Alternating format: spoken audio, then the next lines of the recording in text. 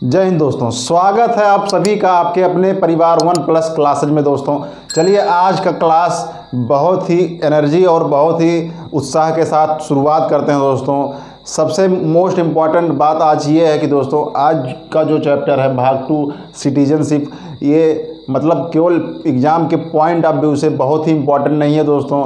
हालांकि अगर आप आम नागरिक हैं, कैसे नागरिकता मिलती है, कैसे नागरिकता को बर्खास्त किया जाता है, दोस्तों ये सारी चीज़ें आज डिस्कस करने वाले हैं दोस्तों। खासकर यूपी लेखपाल यूपीएसआई के लिए बहुत ही इम्पॉर्टेंट होने वाला है दोस्तों।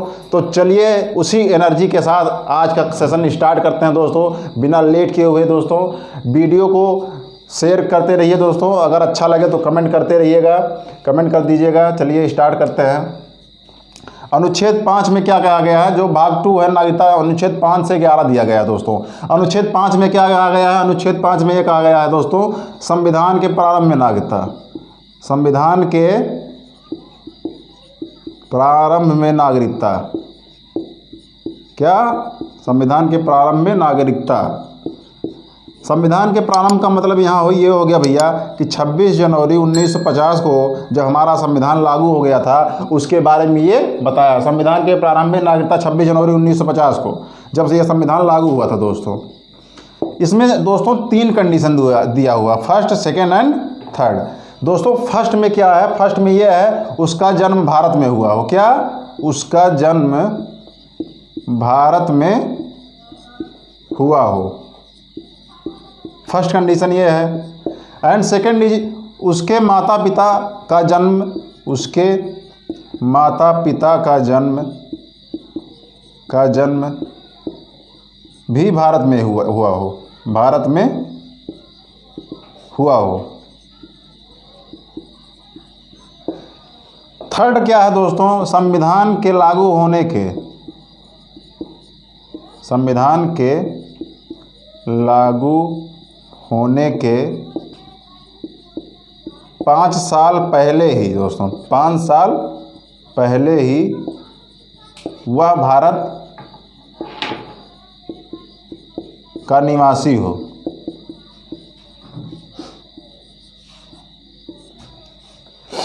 देखिए क्या अनुच्छेद 5 एक्चुअली मेनली जो इसका जो मुख्य है वो क्या कहता है, संविधान के प्रारंभ में नागरिकता।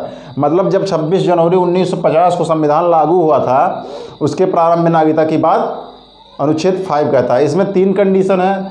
फर्स्ट कंडीशन इजा उसका जन्म भारत में हुआ हो, मतलब जिसको नागरिकता भारत सरकार के द्वारा दी जा रही है उसका जन्म भारत में होना चाहिए, तभी नागरिकता मिलेगी। सेकेंड कंडीशन क्या कह रहा है दोस्तों, उसके माता पिता का जन्म भी भारत में हुआ हो। दोस्तों जिसको हम नागरिकता दे रहे हैं उसके माता पिता कहाँ के हैं, अगर भारत के हों तभी उसको नागरिकता दी जाएगी दोस्तों। तीसरा क्या है, संविधान के लागू होने के 5 साल पहले ही वह भारत में रह रहा हो दोस्तों। जैसे 26 जनवरी 1950 को जब संविधान लागू हुआ था, उसके 5 साल पहले मतलब सन 1945 से ही वो भारत में रह रहा होगा, तभी उसको नागरिकता अनुच्छेद 5 के तहत दी जाएगी दोस्तों। फॉर एग्जांपल देख लेते हैं, जैसे एनी बेसेंट दोस्तों। एनी बेसेंट का रोल हमारे इंडिया में बहुत ही मतलब एडवांटेज रहा है, बहुत ही सराहनीय रहा है, इसीलिए उनको इसी आधार पर नागरिकता दी गई थी दोस्तों, एनी बेसेंट को। दोस्तों स्क्रीनशॉट ले लीजिए आप लोग, उसके बाद अनुच्छेद 6 के बारे में चर्चा करेंगे हम सब। जल्दी से स्क्रीनशॉट लीजिए दोस्तों। उसके बाद आगे बढ़ते हुए इसी क्रम में उसी जोश और जुनून के साथ दोस्तों वीडियो को शेयर करते रहिए दोस्तों, वीडियो को शेयर कर दीजिए, तभी पढ़ाने में मज़ा आएगा। जल्दी से सब्सक्राइब बढ़वाइए दोस्तों, लाइक कीजिए, कमेंट कीजिए। चलिए आगे बढ़ते हैं दोस्तों। आप लोग ऐसे ही लव एंड सपोर्ट दीजिए, हम लोग बहुत ही अच्छा लॉन्च करने वाले हैं कुछ दिन के अंदर ही दोस्तों। अनुच्छेद जो 6 है भैया मेरे लाल, अनुच्छेद जो 6 है, इसमें कहा गया है भारत से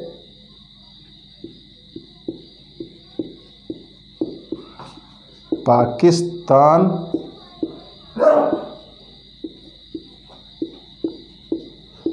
से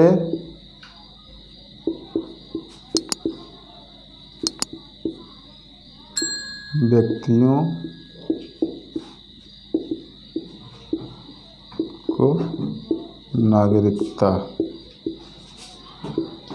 इसमें क्या कहा गया अनुच्छेद 6 में? अनुच्छेद 6 में दोस्तों क्या कहा है?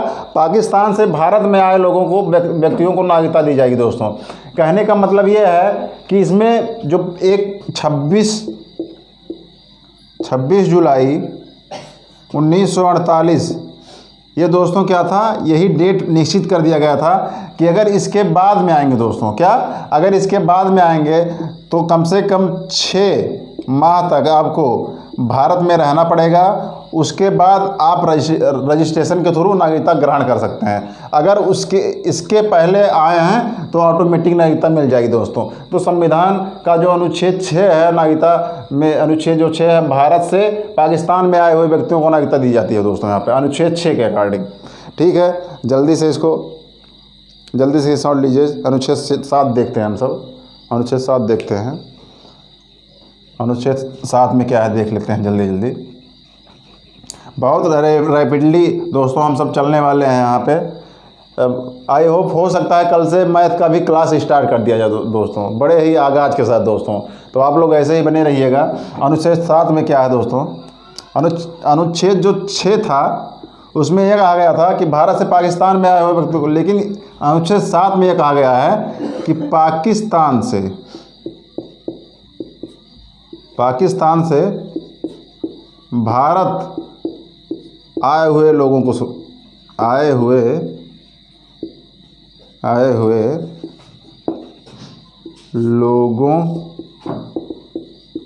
को नागरिकता।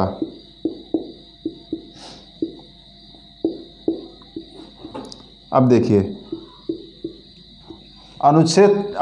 आर्टिकल जो 7 है उसमें यह कहा गया था पाकिस्तान से भारत आए हुए लोगों को नागरिकता दी जाएगी दोस्तों।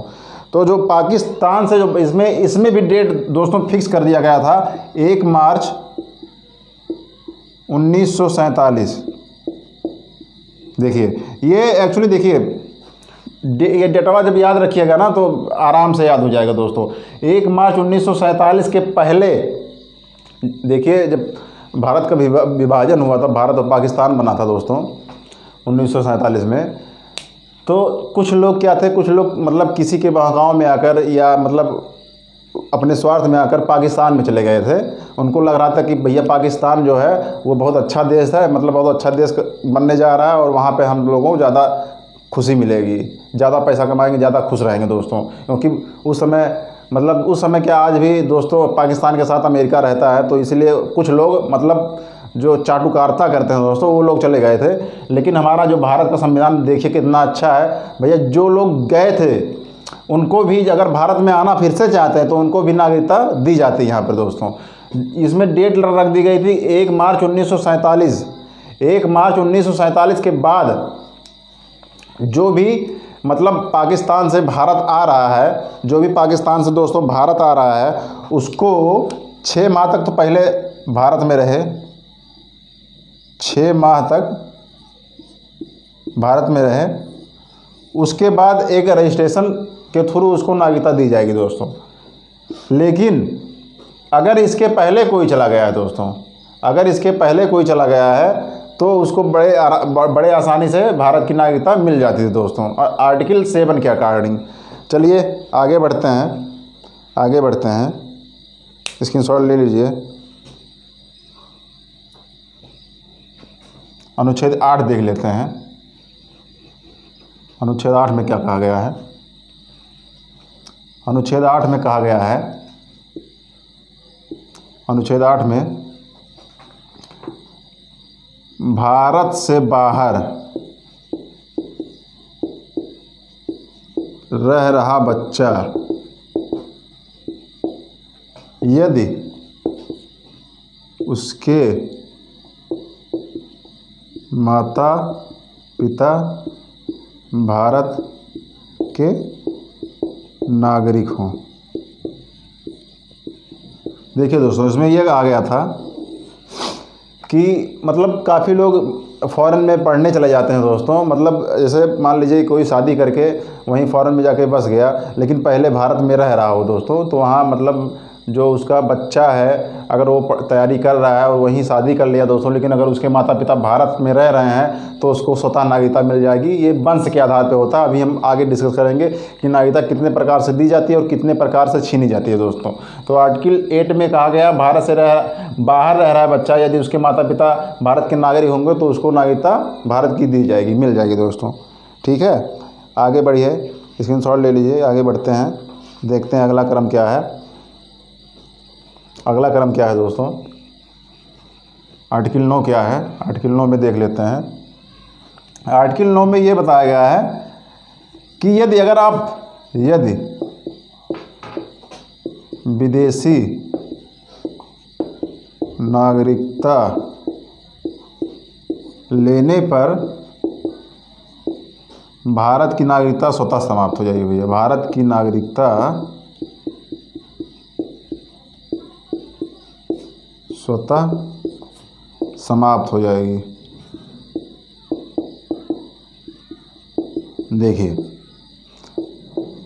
देखिए मतलब कई लोग होते नहीं है कि मतलब फॉरेन में जाकर सेटल हो जाता है, वहाँ पे शादी उदी कर लेते हैं, मतलब वहीं की नागरिकता ले लेते हैं दोस्तों। अगर वहाँ की नागरिकता लिए विदाउट प्रायर इन्फॉर्मेशन तो दोस्तों क्या होता है, उनकी नागरिकता स्वतः ही समाप्त हो जाती है दोस्तों। आर्टिकल 9 के अकॉर्डिंग बताया जा रहा है दोस्तों। आर्टिकल 10 में क्या है, आर्टिकल इसको स्क्रीनशॉट ले लीजिए, स्क्रीनशॉट ले लीजिए। आर्टिकल 10 में कहा गया है, आर्टिकल 10 में ये बताया गया है कि नागरिकता तो बनी रहेगी भैया, नागरिकता का बना रहना, नागरिकता आपकी ज्यों का त्यों बना रहेगा, लेकिन अगर कोई अन्यथा काम नहीं करेंगे तो अन्यथा कार्य ना करने पर,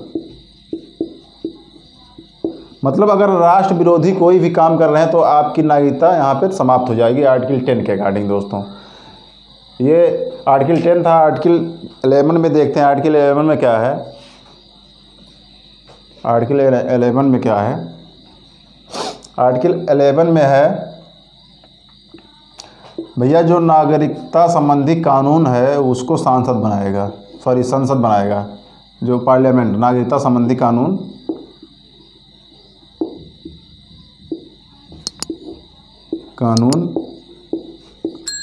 संसद के द्वारा बनाया जाएगा।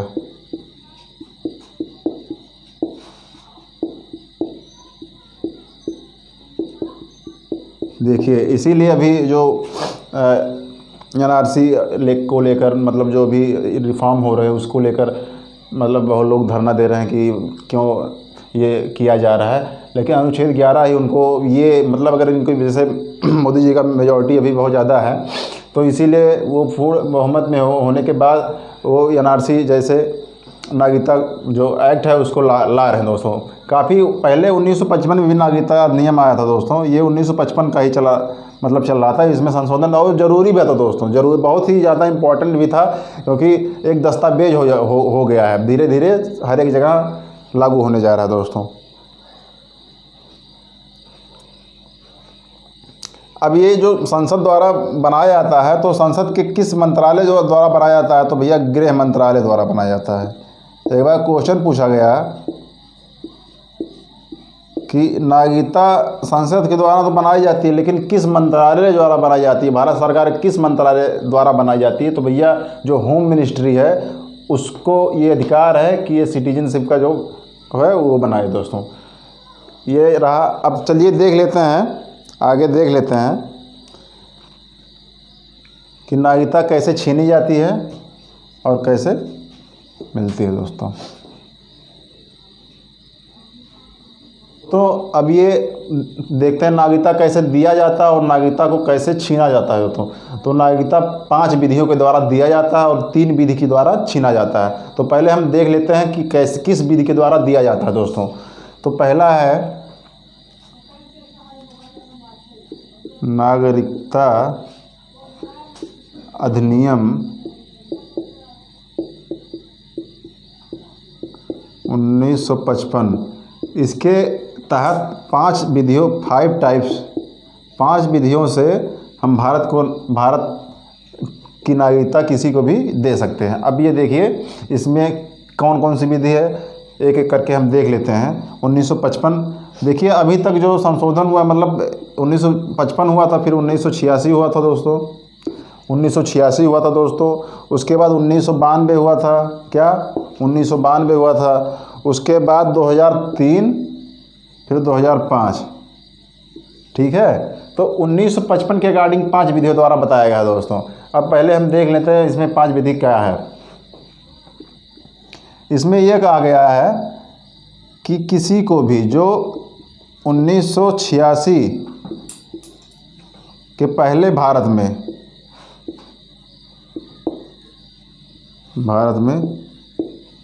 रह रहा हो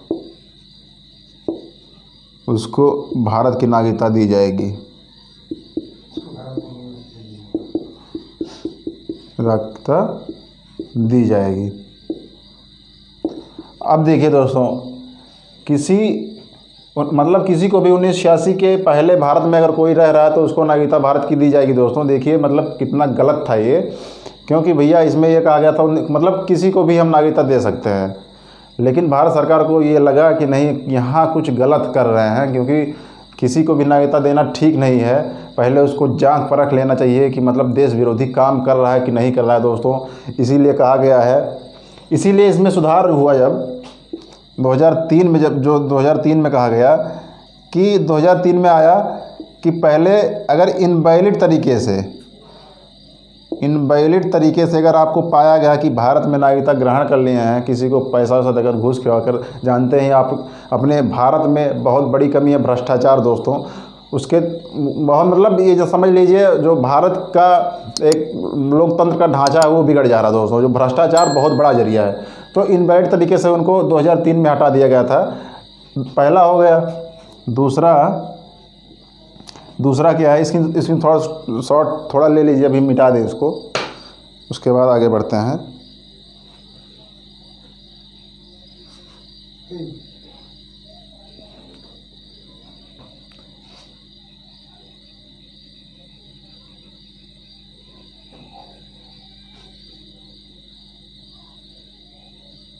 चलिए आगे बढ़ते हुए सिख क्रम में, पहला तो था जन्म के आधार पर, जो भैया हमने बता ही दिया, जन्म के आधार पर। दूसरा है बाय डिसेंट, मतलब वंश के आधार पर। अब भैया जो वंश के आधार पर, इसमें थोड़ा देख लीजिए, इसमें भी काफ़ी दिक्कतें होने लगी थी। जैसे काफ़ी लोग हुआ क्या करते थे,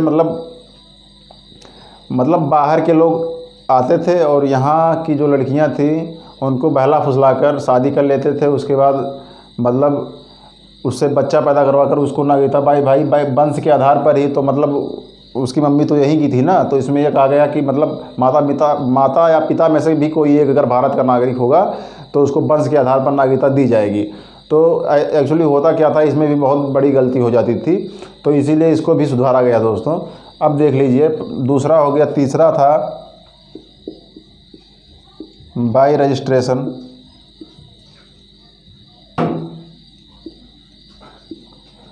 चौथा था बाय नेचुरलाइजेशन दोस्तों। पांचवा था बाय एक्यूपाइड। क्या,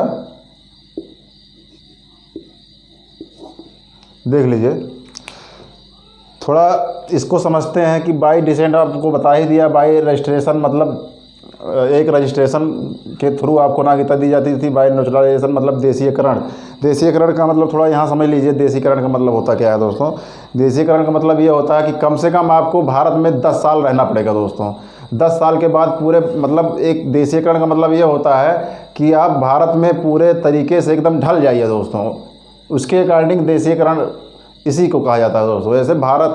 जैसे पाकिस्तान के जो अदनान स्वामी गायकार थे, बहुत अच्छा गाते थे, वो 10 साल भारत में रहे तो उनको नागरिकता दी गई। उनका ट्रैक रिकॉर्ड बहुत अच्छा था तो उनको नागरिकता भारत सरकार ने दे दी थी दोस्तों। तो ये रहा 5 तरीके का भैया नागरिकता पाने का और छीनने का 3 तरीका बता रहे हैं जल्दी जल्दी। छीनने का देख लीजिए कितने प्रकार से छीना जाता है, तो भैया 3 प्रकार से छीना जाता है, 3 प्रकार से छीना जाता है।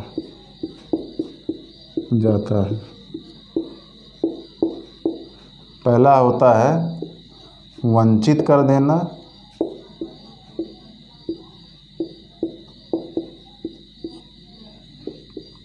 त्याग देना,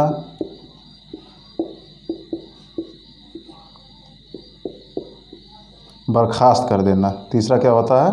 बर्खास्त कर देना। जल्दी से जल्दी समझ लेते हैं इसको, क्योंकि वीडियो काफ़ी लंबा हो जा रहा है। इसमें 3 प्रकार के वंचित कर देना मतलब ये होता है कि मतलब अगर भारत सरकार को ऐसा लगता, मतलब ऐसे किसी काम में इन्वॉल्व आपको पाती है जो राष्ट्र हित में नहीं है दोस्तों, तो आपको नागरिकता से वंचित कर दिया जाएगा दोस्तों। और इसमें ये भी कहा गया है, मतलब जो इसमें ये भी कहा गया कि विदेश में कई लोग जाते हैं 7 साल रह जाते हैं, अगर 7 साल लगातार आप विदेश में रहते हैं तो भी आपकी नागरिकता समाप्त कर दी जाती है।